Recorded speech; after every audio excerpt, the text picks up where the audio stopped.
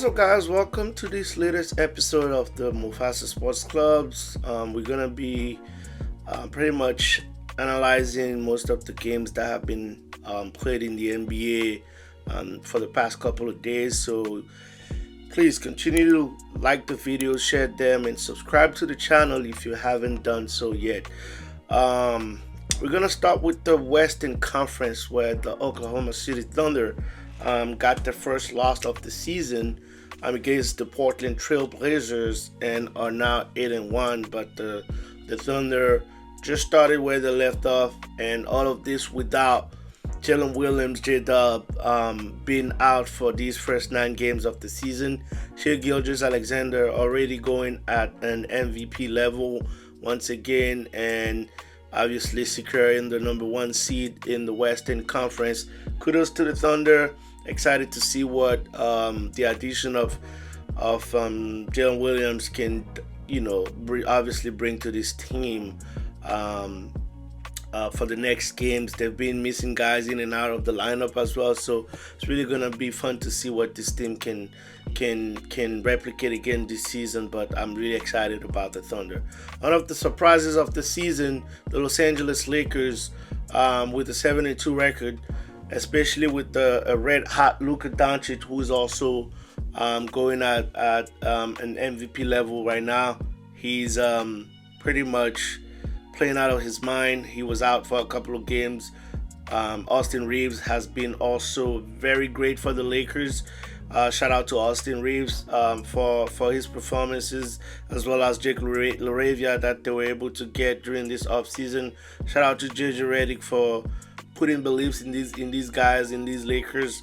They're doing all of this without LeBron James playing right now, who's definitely he's been cleared to get back to 5-on-5 activities in practice. So I'm expecting to see him within the next week if he doesn't get any setbacks. So kudos to the Lakers for the start of the season. DeAndre Ayton, Marcus Smart, and the rest of the crew out there. It's been really fun to watch them. They just beat the San Antonio Spurs, who were pretty high in the beginning of the season. They had to cool down a little bit with, obviously a challenge of guarding the almost unguardable Victor Wembanyama that I will be talking about later on. Seems like teams have maybe found a way to stop or slow Wemby in this early season. So kudos again to the Lakers for the 7-2 record. The Houston Rockets 5-2. I still think, especially playoff time, that they would have to make a move and get a point guard with the absence of Fred VanVleet. So they're still winning for now. Alperen Sengun and Amin Thompson having most of the responsibilities when it comes to ball handling. Kevin Durant, who is, I guess, maybe saving himself and doesn't have to do too much right now in this Rockets team. So I'm liking the wins. It's always good to stack up some wins, especially in the West. So kudos to the Rockets for that. The Nuggets playing pretty well right now. Nikola Jokic already has, I believe, 4 or 5 triple doubles. Nuggets also 5-2, and at that 4th seed position right now. Jokic already again in the MVP conversation. Jamal Murray started pretty well also this season, and they're already relying on the bench. I'm loving the minutes without Nikola Jokic, where Jonas Valanciunas is also able to come in and not necessarily play at a Jokic level, but still being able to keep them in a game and get the big men some very well deserved rest. The Spurs that I was talking about, who started the season pretty hot, but kind of cooled down a little bit. Lost their last 2 games recently, one against the Phoenix Suns and the other ones against the Los Angeles Lakers and Victor Wembanyama, who actually had 2 of his worst games of the season against these 2 teams. Wemby, who not only got into foul trouble against these 2 teams, players not being afraid to drive and go at him, hoping to, instead of being blocked, try to get draw a foul. I saw that especially with Marcus Smart when the Spurs played the Lakers. He saw that Wemby already had a foul wasn't afraid of going at him, even if it meant maybe getting his shot blocked. But he ended up being able to. I don't necessarily agree with the call of the ref there, but at least he was rewarded for the effort and the audacity to go at his size at a guy like Victor Wembanyama. So it looks like that's what teams are trying to do now, getting Wemby in foul trouble and also denying him the basketball, which is basically them double triple teaming him on some possessions out there, most of the possessions nowadays. I think the next step for Wemby would be his playmaking ability. I also think he still needs to just continue what he was doing at the beginning of the season, which is playing big. You're the tallest man on the floor at every single time. So rather than just trying to get the ball on the elbow or anywhere else on the court, I need him to be as close as possible to the paint, where he can now, raise his hand and just get the ball there and put it in the basket. I think he needs to play more fundamental basketball and not necessarily try to, dribble the ball and all these stuff that these bigs want to do nowadays. Now, be as close as possible to the basket, and I think he's gonna continue to be as dominant as he's been for those first days because of the difference of size that he has. Even when he's doubled, as long as the ball is really being thrown to him where nobody else can catch it, this is always going to be an advantage for the Spurs. So I think, the Spurs head coach and his coaching staff would definitely be watching the film and probably adjusting to these new defensive schemes that teams are now showing Wemby and the Spurs, and I cannot wait until they get De'Aaron Fox back in with this squad. Unfortunately, the rookie, the number 2 pick, Dylan Harper, got hurt and will be out for a couple of weeks. So let's wait and see how the Spurs are able to hold onto this. He was really giving them some very good minutes off the bench, so it'll be interesting to see how they behave with the absence of Foxy and obviously Dylan Harper for the next couple of games. The Portland Trail Blazers, one of the biggest surprises of this beginning of the season, with the 6th seed with the 5-3 record. The Blazers playing very well. I've seen some clips of Damian Lillard in the gym working out and shooting. He looks really good. I'm not sure if we might be able to get Dame back on that Portland team this season, but he really looked good on the clips that I've seen in the Portland arena. But this team is playing really well right now. They gave in the best effort every night, and I love seeing it from them. Drew Holiday, also obviously one of the leaders of that team. Jeremy Grant accepting to come off the bench and bring in a spark for this team. Shaedon Sharp, Toumani Camara, and all these guys try to play at a very fundamental and sound type of basketball where they share the ball and there's no superstar per se in the team. It's really much so done in by committee, and I really love that for the Blazers that I definitely didn't have 5-3 at the beginning of the season. So I love that for the Blazers, especially after all this turmoil with Chauncey Billups being put on leave with the NBA and the gambling scandal. So shout out to the Portland Trail Blazers and the front office to stabilizing this whole situation and just being focused and continuing focusing on basketball. Golden State Warriors, that started pretty well, pretty hot, but back to almost 500. They won 5 and lost 4 games. Lost 3 of the last 4, I believe, or something like that, with some very disappointing losses against the Indiana Pacers, the Sacramento Kings. Very disappointing losses. Steph Curry, who started pretty well, but then kind of cooled down a little bit. Jimmy Butler, who's already also dealing with the back issue. Steph didn't play yesterday. Like I said, they're going to have to rely on the young guys and play them some more. I see Steve Kerr trying to do that.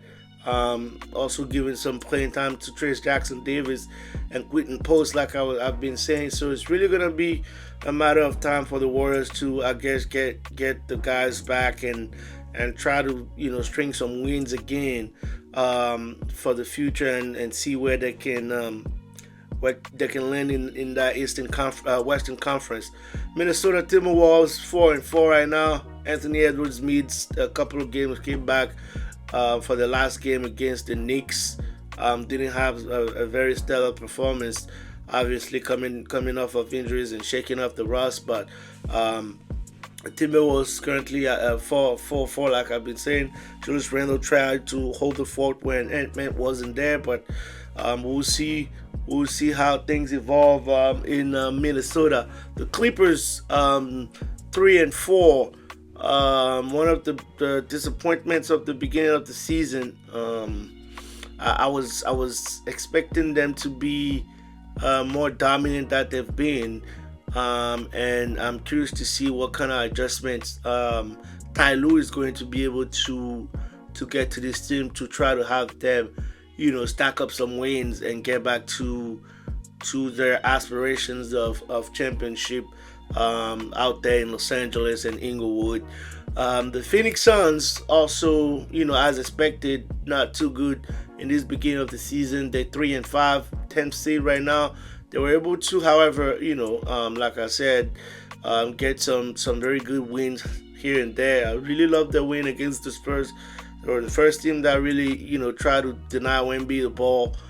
Devin Booker is trying everything that he can. I think getting Jalen Green back would also help them. He's been out since the beginning of the season with the hamstring injury, I believe.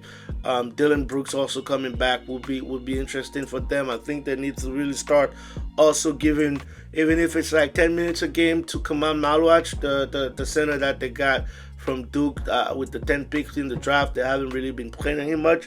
I think he might be able to help them, especially on just, rebounding outside of the ball and getting some easy dunks. I think that should be a priority for the Suns out there. The Kings also 3-5, not expecting much from them this season. Like I said, Russell Westbrook with a triple-double against the Golden State Warriors, still showing that he could be productive and help a team. Loving that for us. The Utah Jazz 3-5 record is disappointing, but really good wins against certain teams. Really good display of playing with heart and toughness so far for the Jazz, who unfortunately get a blowing injury, devastating injury with Walker Kessler, who's out for the rest of the season. Prayers up for Kessler.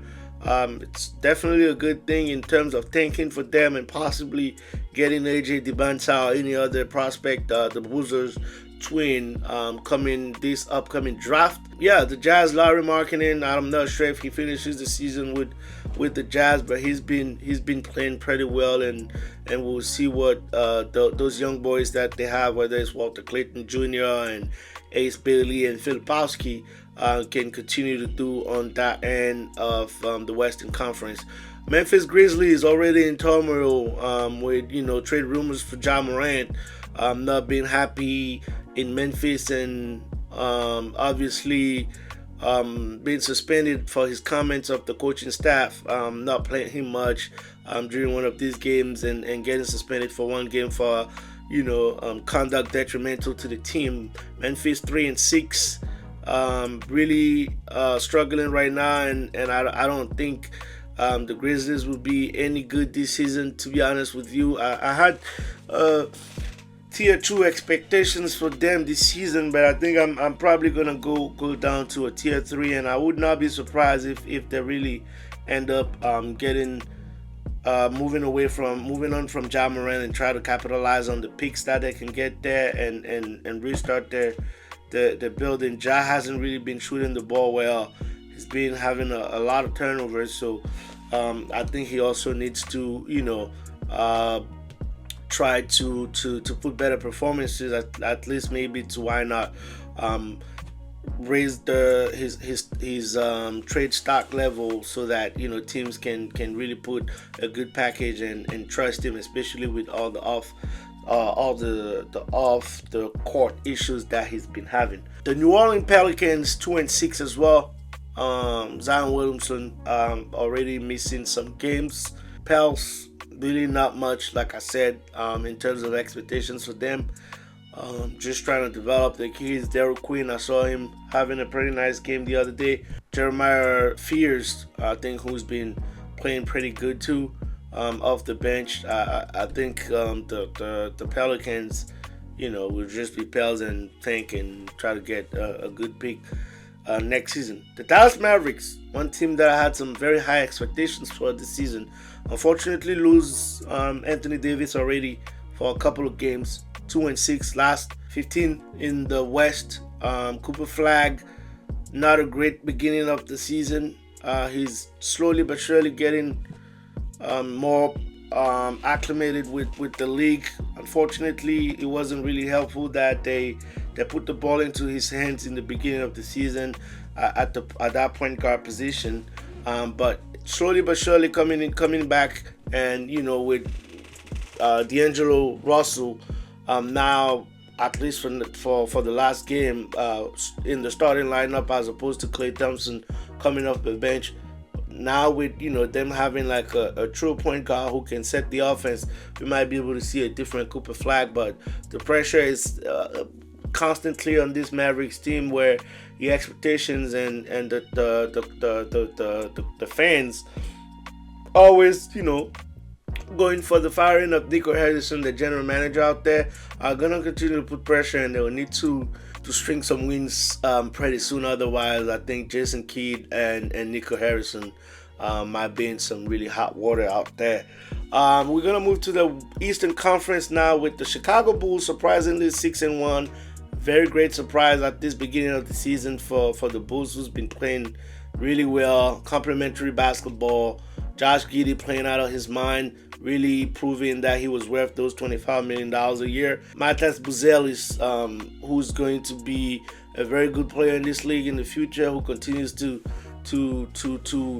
evolve and develop. Love that for the Bulls, and they're doing all this without Kobe White, who's gonna probably be coming back soon with this team, and I'm just excited to see what they do in the future. They came back from a 24-point deficit, unfortunately, against the Philadelphia 76ers lately. But they've just been really good, and I love the way they're playing basketball right now. The Pistons, one of the teams that I'm definitely expecting to be in those top seeds in the East, also at a 6-2 record, number 2 in the East. The Knicks 5-3, also trying to string some wins out there and get a good cushion. The Cleveland Cavaliers 5-3, the Milwaukee Bucks and Giannis Antetokounmpo already also playing at an MVP level and trying his best to get this team of Milwaukee to be as competitive as possible. But like I said, I just don't think, unless they make a move, but they're kind of restricted financially, I just don't think it will be enough for the Bucks in terms of championship aspiration. They would most likely be in the playoffs, but I just don't think, I'll put them in that tier 2 in the East. The Philadelphia 76ers, after a hot start, unfortunately will lose 2 in a row against the Bulls, and the Bulls and the Cleveland Cavaliers, actually, 2 in a row getting blown out. Donovan Mitchell dropping 40-some points on their head. Sixers, who are really struggling to close games. They're losing games by 1.2 points and missing shots. Like I said, they blew a 24-point lead against the Bulls the other day. It was a very close game against Boston in the NBA Cup as well. And one thing that I want to just point out with the Sixers is one of those wins is really on Nick Nurse and the lineups that he's having sometimes there. You have a very deep roster. You got to be able to put some lineups together that would be able to help the team and not have Tyrese Maxey playing 40 minutes and VJ Edgecombe, who looks burned out, with those first games of the season. Obviously, also playing 37 and 40 minutes. Now, I think you need to, and I believe that, getting Jared McCain back, even though he has a first game that was not really great, would definitely help in that regard. But I think especially in these late possessions I saw against the Bulls, especially where Joel Embiid had, unfortunately, those turnovers and couldn't shoot any crucial shots. Him and Maxey were really breaking pretty much everything by those last 4-5 minutes. I think they barely had 2-3 field goals made in the last 5 minutes of the game. And on these last shots scenarios, I think it's really important for them to be able to really have an actual plan and find a way to get the ball to Tyrese Maxey. It's either that or just try to have Joel Embiid in the post, not on the perimeter trying to dribble the ball, but having him in the post, giving him the ball, and him with the way he's savvy at drawing a foul, hopefully being able to get a foul and go for some free throws, especially in those very tight games. But the ball has to find. It's been 2 games now where Boston and Chicago, where it was first Grimes who couldn't really dribble and gave a hot potato to Joel, who had to shoot a 3 against Boston, I believe. And the same thing happened in Chicago, where Quentin Grimes was the one who ended up with the shot and missed it.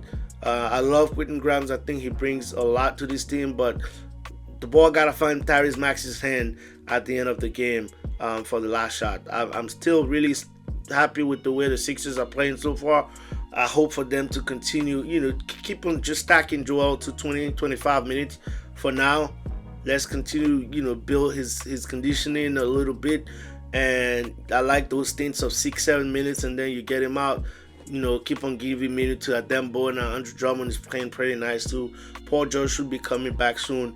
I love the addition of Trent Watford as well for the Sixers. Ever since he came back from injury, he's been playing very well, and I just love that. So I'm excited to see what the next games would look like for the Sixers. The Atlanta Hawks, 7th in the East with a 4-4 record. They were one of my favorites in the East. Shift of thinking here with Trae Young getting hurt and out for a couple of weeks, probably months. I would put them in the second tier in the Eastern Conference now. Same with the Raptors, Miami, and Boston, respectively 4-4, 4-4, and Boston 4-5. Boston, who, as expected, will be losing way more games that they used to. Jalen Brown asked for patience, and these guys are trying their best out there, but they're just not well equipped enough to be able to contend in the East this season. The Magic, one of the disappointments of this season, 3-5, have to find a way to get going if they really want to be able to make some noise in the East. I think they would probably need to either start Tyus Jones, in my opinion, or they'll need to go get a real point guard who will be able to help Paolo Banchero and set up the offense out there. The Hornets also 3-5. Not expecting much from the Nets. I had the Hornets as a sleeper, but Brandon Miller being out now and LaMelo Ball in and out of the lineup too, I'm not sure what I should expect. We'll just watch them for the next few games and see. And as expected, Pacers, Wizards, and Nets, respectively 13, 14, 15 with a 1-7 record.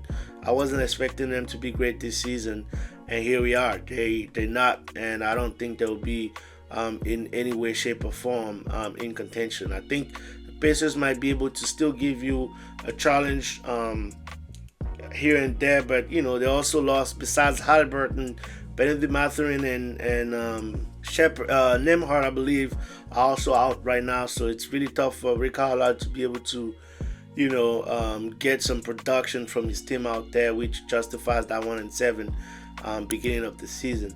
That's pretty much all I have for this episode. I truly appreciate the support, and continue to subscribe, like, share the videos, and I'll catch you guys at the next episode. Ciao.